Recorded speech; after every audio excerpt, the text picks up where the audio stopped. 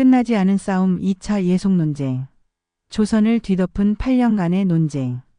조선 최대 정치 논쟁이 다시 시작됐다. 왕의 어머니는 며느리를 위해 몇 년간 상복을 입어야 하는가? 겨우 상복 기간을 두고 8년간 나라가 둘로 갈라졌다. 송시열과 윤유, 서인과 남인이 벌인 치열한 두뇌 싸움. 예법 뒤에 숨은 왕권과 신권의 진짜 대결이 지금 시작된다. 인선왕 후의 죽음과 상복 논쟁의 시작. 숙종 원년 1674년 가을. 창덕궁 대조전에는 깊은 슬픔이 가득했다. 현종의 어머니이자 숙종의 할머니인 인선왕후 장씨가 세상을 떠난 것이다. 60평생을 살아온 그녀의 마지막 숨결이 궁궐에 스며들면서 조선 조정은 또 다른 소용돌이에 휩싸이게 될 줄은 아무도 몰랐다. 전하 큰일입니다. 급히 달려온 예조판서가 숙종 앞에 무릎을 꿇었다. 인선왕후 마마의 상복 기간을 두고 신하들 사이에 의견이 갈리고 있사옵니다. 21살의 젊은 임금 숙종은 고개를 들었다. 즉위한 지 이제 겨우 몇 달. 아직 정치의 깊은 물살을 헤쳐나가기에는 너무도 어린 나이였다. 상복 기간이 무슨 문제가 되는가? 예법대로 하면 되지 않겠느냐? 그것이 문제입니다, 전하. 서인과 남인이 각각 다른 주장을 하고 있사옵니다. 예조 판서의 목소리에는 걱정이 묻어났다. 13년 전 1차 예속 논쟁의 악몽이 아직도 생생했기 때문이다. 창덕궁 한켠에서는 이미 뜨거운 논쟁이 벌어지고 있었다. 서인의 영수 송시열이 날카로운 눈빛으로 입을 열었다. 인선왕후 마마는 숙종 대왕의 어머니이시다. 그리고 현 왕비 마마의 시어머니이시기도 하다. 따라서 왕비 마마께서는 1년간 상복을 입으셔야 한다. 송시열의 맞은편에서는 남인의 거두 윤유가 반박했다. 송 대감의 말씀은 옳지 않습니다. 왕비 마마와 인선왕후 마마 사이에는 직접적인 혈연 관계가 없습니다. 시어머니라 하더라도 9개월이면 충분합니다. 겉으로는 상복을 몇 달 입느냐의 문제였지만 실제로는 훨씬 복잡한 정치적 함의가 숨어 있었다. 1년설을 주장하는 서인은 왕실의 권위를 높이려 했고 9개월설을 주장하는 남인은 지나친 왕권 강화를 견제하려 했다. 송시열은 70세가 넘은 고령이었지만 여전히 카리스마가 넘쳤다. 그의 제자들과 서인 세력들이 그 주변에 모여들었다. 얘는 나라의 근본입니다. 한치의 양보도 있을 수 없습니다. 주작 아래와 경국대전을 보십시오. 분명히 1년이라고 되어 있습니다. 반면 윤유는 40대의 젊은 나이에 해박한 지식으로 무장한 인물이었다. 송 대감께서는 원칙만 말씀하시는군요.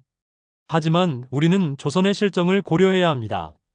중국과 우리나라의 궁중제도가 다른데 어찌 똑같이 적용할 수 있겠습니까? 이때 한 젊은 관리가 조심스럽게 입을 열었다.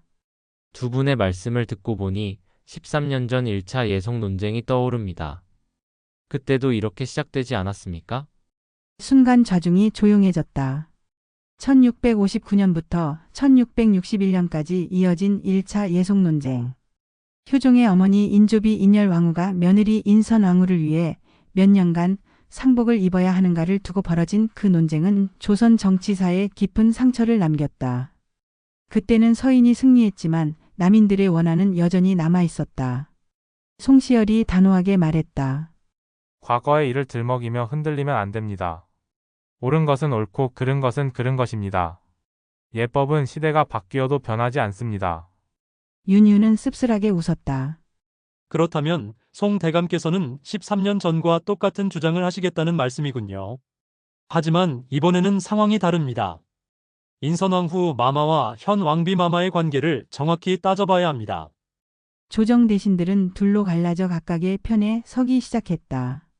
서인들은 송시열의 뒤를 따랐고 남인들은 윤유를 지지했다. 갓 즉위한 어린 숙종은 이 모든 상황을 바라보며 깊은 고민에 빠졌다. 이 문제를 어떻게 해결해야 할까? 숙종은 측근에게 조용히 물었다. 단순한 예법 문제가 아닌 것 같은데. 그의 말이 맞았다. 2차 예속 논쟁은 이미 시작되었고 이는 앞으로 8년간 조선 전체를 뒤흔들 거대한 정치적 태풍의 서막에 불과했다. 1년설 vs 9개월설. 궁궐 안경현청에는 긴장감이 팽팽했다. 숙종이 직접 나서서 이 문제를 해결하겠다고 나선 것이다. 좌우편에는 조선 최고의 학자들이 도열해 있었다. 한쪽에는 송시열을 필두로 한 서인들이, 다른 쪽에는 윤유를 중심으로 한 남인들이 자리를 잡고 있었다. 오늘 이 자리는 학문적 토론의 장이다. 숙종이 엄숙하게 말했다. 감정에 휩쓸리지 말고 오직 예법과 도리에 따라 논하도록 하라. 송시열이 먼저 일어나 깊게 절했다. 전하, 신이 먼저 말씀드리겠습니다.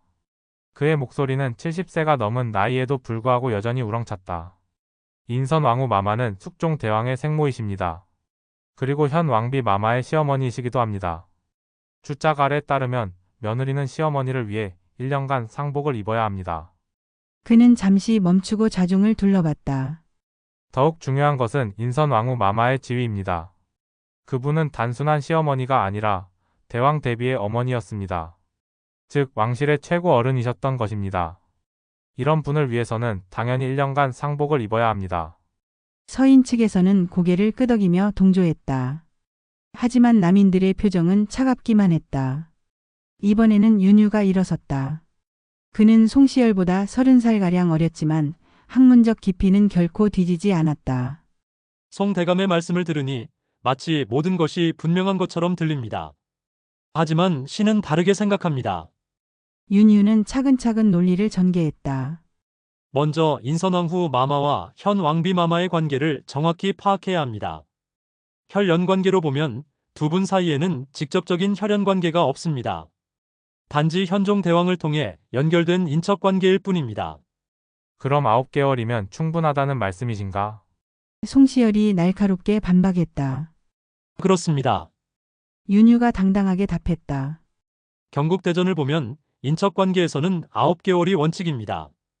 더욱이 중요한 것은 우리나라의 실정입니다. 중국의 제도를 그대로 따라할 수는 없지 않겠습니까? 이때 한 서인 관리가 벌떡 일어섰다. 그럼 윤대감은 우리나라가 중국과 다르다고 말씀하시는 겁니까? 예법에는 동서고금이 따로 없습니다. 잠깐. 윤유가 손을 들어 제지했다. 저는 중국을 무시하자는 것이 아닙니다. 다만 우리나라의 특수한 상황을 고려해야 한다는 것입니다. 우리나라 왕실의 계보를 보십시오. 중국과는 다른 독특한 구조를 가지고 있습니다. 그는 더욱 열정적으로 설명했다. 효종대왕은 인조의 둘째 아들입니다. 원래 왕위를 이어받을 분이 아니었죠. 소현세자가 일찍 돌아가신 후에 왕위를 이어받으신 것입니다. 이런 특수한 상황에서는 일반적인 예법을 그대로 적용하기 어렵습니다. 송시열의 눈에서 번개가 번쩍였다.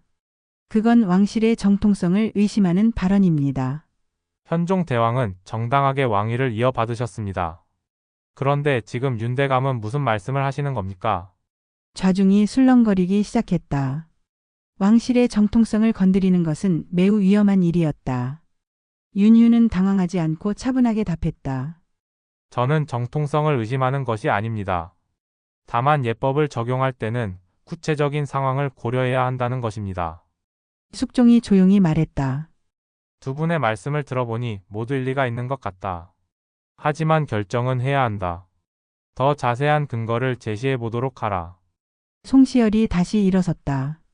전하, 신이 주짜갈의 원문을 인용하겠습니다. 그는 한문으로 된 원문을 줄줄 외우기 시작했다. 70세가 넘은 나이에도 불구하고 기억력은 놀라웠다. 여기에 분명히 나와 있습니다. 며느리는 시어머니를 위해 1년간 상복을 입어야 한다고 말입니다. 윤유도 지지 않았다. 그럼 저도 경국대전을 인용하겠습니다. 그 역시 정확한 조문을 외우며 반박했다. 우리나라 법전에는 이런 경우 9개월이라고 되어 있습니다. 우리는 중국이 아니라 조선에 살고 있습니다. 두 사람의 논쟁은 점점 격렬해졌다. 주변의 관리들도 각자 자신의 편을 들며 가세했다. 경연청 안은 마치 전쟁터와 같았다. 9개월이면 충분합니다. 남인 관리가 외쳤다. 1년이어야 합니다. 서인 관리가 맞받아쳤다. 숙종은 이 모든 상황을 바라보며 깊은 한숨을 쉬었다. 단순한 예법 문제가 이렇게 복잡해질 줄은 몰랐다. 하지만 그는 아직 이것이 시작에 불과하다는 사실을 알지 못했다. 앞으로 8년간 이어질 긴 싸움의 첫 포성이 방금 울린 것이다. 경연에서 벌어진 치열한 논리 대결. 1675년 봄 논쟁이 시작된 지 반년이 지났지만 해결의 기미는 보이지 않았다. 오히려 갈등은 더욱 격화되었다. 조정의 대신들은 완전히 두 편으로 갈라져 서로 얼굴을 마주보기도 꺼려했다. 이런 상황에서 송시열이 결정적인 한 수를 준비하고 있었다. 스승님, 이번 경연에서 반드시 승부를 내야 합니다. 송시열의 제자 김수항이 간절하게 말했다. 남인들이 점점 세력을 키우고 있습니다. 특히 윤유가 젊은 관리들을 많이 끌어들이고 있어요. 송시열은 서재에서 두꺼운 책들을 뒤적이며 답했다. 조급해하지 마라. 학문에는 왕도가 없다. 우리에게는 500년 전통의 유학이 있고 추자학이 있다. 그들의 얄팍한 지식으로는 우리를 당해낼 수 없다. 하지만 송시열의 마음속에도 불안감이 있었다. 윤유는 단순한 상대가 아니었다. 해박한 지식과 예리한 논리력을 갖춘 강적이었다. 더욱이 젊은 관리들 사이에서는 윤유의 실용적인 접근법이 인기를 끌고 있었다. 경연 당일 창덕궁 보문각에는 조선 최고의 학자들이 모였다.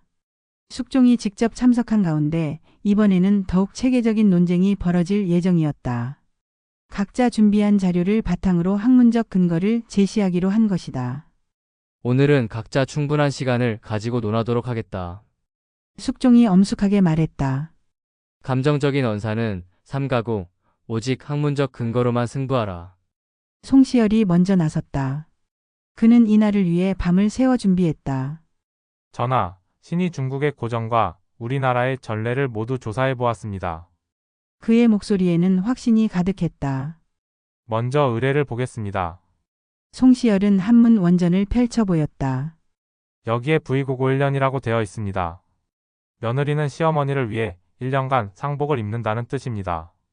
이는 3000년 전부터 내려온 불변의 진리입니다. 그는 계속해서 여러 고전을 인용했다. 주작 아래 가래 집람 국조오레이. 모든 문헌이 한결같이 1년을 말하고 있습니다. 이것이 우연의 일치겠습니까? 서인 관리들이 고개를 끄덕였다. 송시열의 해박한 지식은 여전히 압도적이었다. 하지만 윤유는 차분하게 반박할 준비를 하고 있었다. 송 대감의 말씀을 들으니 마치 모든 것이 명확한 것처럼 들립니다. 윤유가 일어서며 말했다. 하지만 신은 다른 관점을 제시하고 싶습니다. 윤유는 자신이 준비한 자료를 펼쳐 보였다. 송 대감께서는 중국의 고전만 인용하셨습니다. 하지만 우리나라의 실정은 어떻습니까? 경국대전을 보십시오. 분명히 인척관계는 9개월이라고 되어 있습니다. 그건 일반적인 경우이고. 송시열이 반박하려 했지만 윤유가 말을 이었다. 일반적인 경우라고 하셨습니까? 그럼 인선왕후 마마의 경우는 특별한 경우라는 말씀이신가요? 윤유의 목소리가 날카로워졌다. 그렇다면 무엇이 특별한 것인지 명확하게 설명해 주시기 바랍니다. 송시열은 잠시 당황했다. 윤유가 예상보다 치밀하게 준비해 왔다. 인선왕후 마마는 대왕 대비의 어머니십니다. 따라서 왕실의 최고 어른이셨습니다. 그렇다면 송 대감의 논리에 따르면 왕실의 지위에 따라 상복 기간이 달라진다는 말씀이군요. 윤유가 추격했다. 하지만 예법에서는 신분에 관계없이 혈연 관계와 친족 관계에 따라 상복 기간이 정해집니다. 지위가 높다고 해서 상복 기간이 길어지는 것은 아닙니다. 좌중이 술렁거리기 시작했다. 윤유의 논리가 설득력이 있었다. 송시열은 다른 접근법을 시도했다. 윤대감의 말씀도 일리가 있습니다. 송시열이 한 발 물러섰다. 하지만 우리는 더 근본적인 문제를 봐야 합니다. 예법은 단순한 규칙이 아니라 도덕의 근본입니다. 인선 왕후 마마 같은 분을 위해서는 최고의 예우를 해야 하는 것이 인간의 도리입니다. 도리를 말씀하시는군요. 윤유가 미소를 지었다. 그럼 진정한 도리가 무엇인지 생각해 봅시다. 과도한 예법으로 나라를 소란스럽게 만드는 것이 도리입니까? 아니면 적절한 예법으로 나라를 안정시키는 것이 도리입니까? 이 말에 송시열의 얼굴이 붉어졌다. 그건 예법을 경시하는 발언입니다. 아닙니다. 윤유가 단호하게 답했다. 저는 예법을 경시하지 않습니다. 다만 시대에 맞는 적절한 예법을 추구할 뿐입니다. 맹목적으로 예법만 따르는 것이 진정한 유학자의 자세입니까? 숙종은 두 사람의 논쟁을 지켜보며 깊은 생각에 빠졌다. 송시열은 전통과 권위를 중시했고 윤유는 현실과 실용을 강조했다. 둘 다 나름의 논리가 있었다. 왕실 계보학을 무기로 한 반박. 1676년 여름 논쟁이 2년째 접어들면서 조정의 분위기는 극도로 험악해졌다. 서인과 남인 사이의 갈등은 이제 개인적인 감정 대립까지 번졌다. 이런 상황에서 윤유가 결정적인 반격을 준비하고 있었다. 이번에는 우리가 주도권을 잡아야 합니다. 윤유가 남인 동료들에게 말했다. 송시열의 논리에 근본적인 허점이 있습니다. 그것을 파고들어야 합니다. 허목이 걱정스럽게 물었다. 어떤 허점을 말씀하시는 겁니까? 왕실 계보입니다. 윤유의 눈에 날카로운 빛이 돌았다. 송시열은 인선왕후를 왕실의 최고 어른이라고 했습니다. 하지만 정말 그럴까요? 왕실의 계보를 정확히 따져보면 다른 결론이 나올 것입니다. 며칠 후 다시 열린 경연에서 윤유가 폭탄 선언을 터뜨렸다. 전하, 신이 왕실의 족보를 자세히 연구해 보았습니다. 그 결과 놀라운 사실을 발견했습니다. 숙종이 긴장하며 물었다. 무슨 사실인가? 인선왕후 마마의 지위에 대한 것입니다. 윤유가 차분하게 설명했다. 송 대감께서는 인선왕후 마마를 왕실의 최고 어른이라고 하셨습니다. 하지만 이는 사실과 다릅니다. 송시열이 벌떡 일어섰다. 무슨 말씀을 하시는 겁니까? 잠깐 들어보십시오. 윤유가 손을 들어 제지했다. 인선왕후 마마는 분명히 현종대왕의 생모이십니다. 하지만 왕실의 서열에서는 다른 분들이 더 높은 위치에 계십니다. 그는 자신이 준비한 족보를 펼쳐 보였다. 현재 살아계신 분들 중에서 인조의 계비장렬 왕후 마마가 가장 높은 분이십니다. 그리고 효종의 비인선왕후 마마도 계십니다. 인선왕후 장씨 마마는 이분들보다 서열이 낮습니다. 좌중이 술렁거리기 시작했다. 윤유의 지적이 정확했다. 송시열은 당황했지만 곧 반박했다. 그건 형식적인 서열이고 실제로는 아닙니다. 윤유가 단호하게 끊었다. 예법에서는 형식적인 서열이 가장 중요합니다. 송 대감께서 그렇게 강조하신 것이 아닙니까? 예법은 정확해야 한다고 하신 것이 송 대감 아니십니까? 송시열의 얼굴이 붉어졌다. 자신의 논리가 역이용당하고 있었다. 윤유는 계속 공격을 이어갔다. 더욱 중요한 것은 현 왕비 마마와 인선왕후 마마의 관계입니다. 두 분은 혈연 관계가 아닙니다. 현종 대왕을 통해 연결된 인척 관계일 뿐입니다. 그래도 시어머니와 며느리의 관계가 아닙니까? 송시열이 반박했다.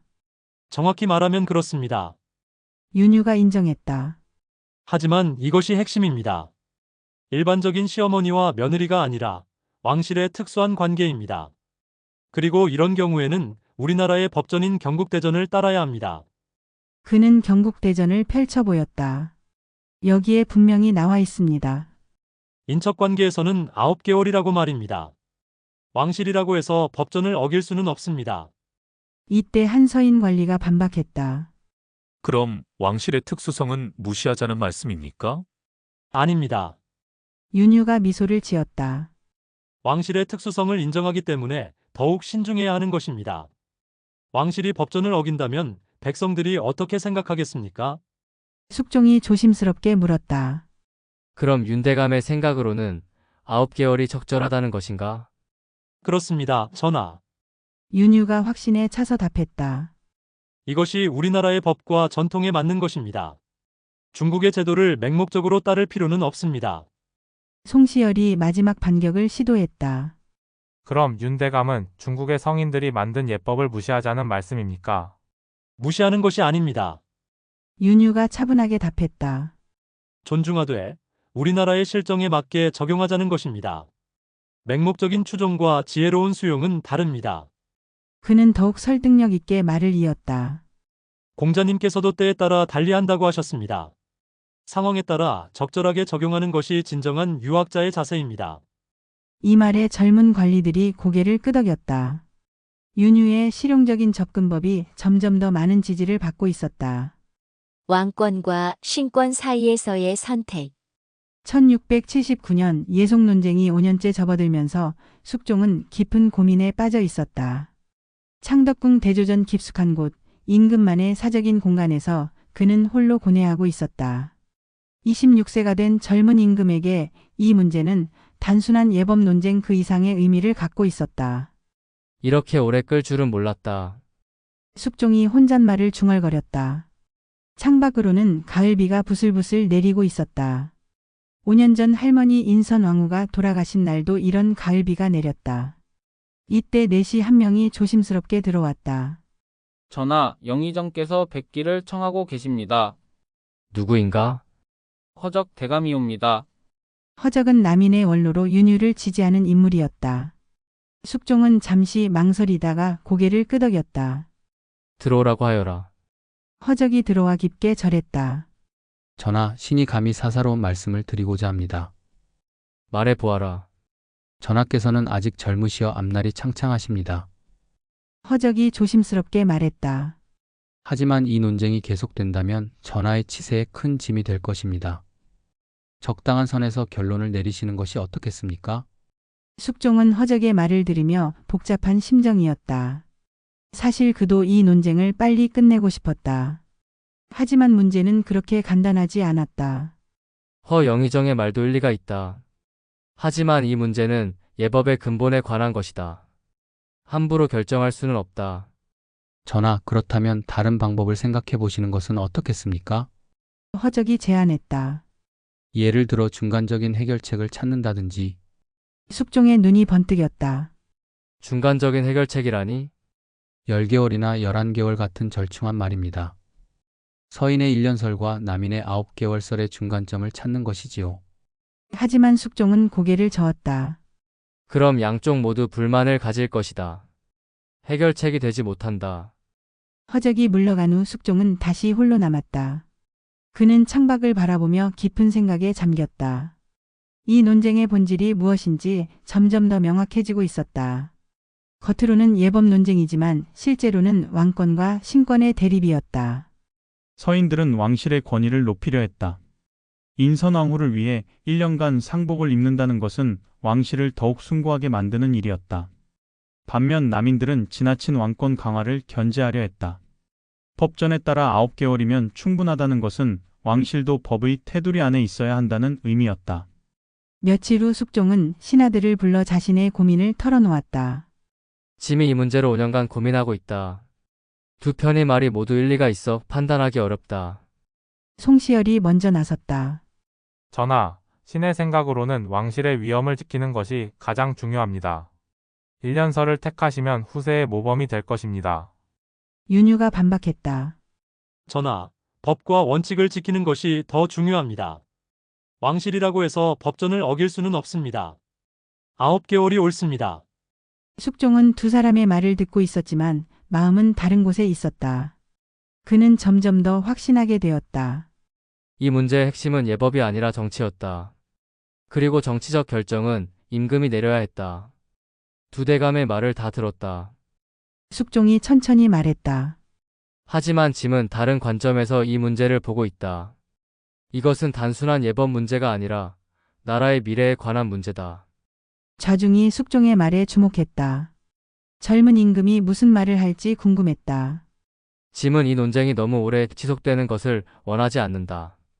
숙종의 목소리에 결의가 담겨 있었다. 하지만 성급하게 결정할 수도 없다. 좀 더 시간을 가지고 신중하게 판단하겠다. 사실 숙종의 마음속에는 이미 답이 정해져 있었다. 하지만 때를 기다리고 있었다. 적절한 순간에 결정을 내려 최대한의 정치적 효과를 거두려 했다. 그날 밤 숙종은 혼자서 역대 임금들의 기록을 뒤져보았다. 태조, 태종, 세종. 모든 성군들이 신하들과 어떻게 관계를 맺었는지 연구했다. 그리고 하나의 결론에 도달했다. 진정한 임금은 신하들 위에 서야 한다는 것이었다. 승자와 패자, 그리고 남은 상처. 1681년 늦가을 드디어 숙종이 최종 결정을 내렸다. 8년간 조선을 뒤흔든 2차 예속 논쟁이 막을 내리는 순간이었다. 창덕궁 인정전에는 조정의 모든 대신들이 모였다. 긴장감이 극에 달했다. 오늘 짐이 최종 결정을 내리겠다. 숙종의 목소리는 확신에 차 있었다. 28세가 된 그는 이제 진정한 왕의 위엄을 갖추고 있었다. 8년간의 논쟁을 끝낼 때가 되었다. 송시열과 윤유가 나란히 앞으로 나왔다. 두 사람 모두 긴장한 기색이었다. 8년간의 치열한 논쟁 끝에 마침내 승부가 결정될 순간이었다. 짐은 남인의 주장을 받아들이기로 했다. 숙종이 단호하게 선언했다. 9개월설이 옳다. 순간 좌중이 술렁거렸다. 서인들의 얼굴은 창백해졌고 남인들은 믿을 수 없다는 표정이었다. 윤유는 기쁨을 감추려 했지만 눈에서는 승리의 빛이 났다. 송시열이 벌떡 일어섰다. 전하, 그것은 하지만 말을 잇지 못했다. 임금의 결정에 감히 이의를 제기할 수는 없었다. 송대감. 숙종이 엄한 목소리로 말했다. 8년간 충분히 논의했다. 이제 결정은 내려졌다. 더 이상 이 문제로 논쟁하는 것을 원하지 않는다. 윤유가 앞으로 나와 깊게 절했다. 전하의 현명한 판단에 감사드립니다. 이제 조정이 안정을 찾을 수 있을 것입니다. 하지만 숙종의 진짜 의도는 다른 곳에 있었다. 며칠 후 놀라운 일이 벌어졌다. 숙종이 갑자기 태도를 바꾼 것이다. 짐이 다시 생각해보니 9개월설에도 문제가 있는 것 같다. 숙종이 신하들에게 말했다. 윤유가 너무 급진적인 해석을 했다. 이번에는 남인들이 당황했다. 분명히 승리했다고 생각했는데 상황이 다시 바뀌고 있었다. 며칠 더 지나자 숙종의 진짜 의도가 드러났다. 짐은 서인과 남인 모두에게 실망했다. 숙종이 엄하게 말했다. 8년간 나라를 소란스럽게 만든 책임을 져야 한다. 그는 놀라운 결정을 내렸다. 송시열을 비롯한 서인 원로들을 모두 파직시켰다. 동시에 윤유를 비롯한 남인 핵심 인물들도 좌천시켰다. 양쪽 모두를 처벌한 것이다. 이것이 짐의 진짜 뜻이다. 숙종이 선언했다. 신하들이 당파를 만들어 서로 싸우는 것을 더 이상 용납하지 않겠다. 앞으로는 임금이 직접 나라를 다스리겠다. 조정은 충격에 빠졌다. 아무도 이런 결과를 예상하지 못했다. 숙종은 8년간의 논쟁을 이용해 신하들의 힘을 약화시키고 자신의 권력을 강화한 것이었다. 송시열은 파직된 후 고향으로 내려갔다. 77세의 늙은 몸으로 받은 충격은 컸다. 내가 평생 충성한 것이 이런 결과를 낳다니. 그는 깊은 절망에 빠졌다. 윤유도 마찬가지였다. 승리했다고 생각했는데 결국 좌천당했다. 임금의 마음을 읽지 못한 내 잘못이다. 그는 쓸쓸하게 중얼거렸다. 몇 달 후 더 큰 변화가 일어났다. 숙종이 완전히 새로운 인물들을 등용하기 시작한 것이다. 기존의 서인도 남인도 아닌 전고 유능한 신진 세력들이었다. 이들은 오직 임금에게만 충성했다. 이제야 진정한 왕정이 시작된다. 숙종이 만족스럽게 말했다. 신하들이 당파를 만들어 임금을 압박하는 시대는 끝났다. 8년간의 예속 논쟁은 이렇게 막을 내렸다. 겉으로는 상복 기간을 두고 벌인 예법 논쟁이었지만 실제로는 왕권과 신권의 치열한 대결이었다. 그리고 최후의 승자는 누구도 예상하지 못한 숙종 자신이었다. 조선의 정치 구조는 이날을 기점으로 완전히 바뀌었다. 신하들의 권력은 약화되고 임금의 권력은 강화되었다. 숙종은 이후 한국 정치라는 새로운 통치 방식을 도입하여 절대 왕권을 확립해 나갔다. 예법을 둘러싼 8년간의 싸움이 이런 결과를 낳을 줄 누가 알았겠는가. 한 늙은 관리가 탄식했다. 임금의 뜻을 제대로 읽지 못한 우리 모두의 잘못이다. 2차 예속 논쟁은 끝났지만 그 여파는 오랫동안 조선 사회에 남았다. 신하들은 더 이상 임금에게 당당하게 맞설 수 없게 되었고 붕당 정치의 시대는 막을 내리기 시작했다. 8년간의 치열한 예속 논쟁이 드디어 막을 내렸습니다. 상복 기간을 두고 시작된 이 논쟁은 결국 조선의 정치 구조 자체를 바꾸는 거대한 변화를 불러왔습니다.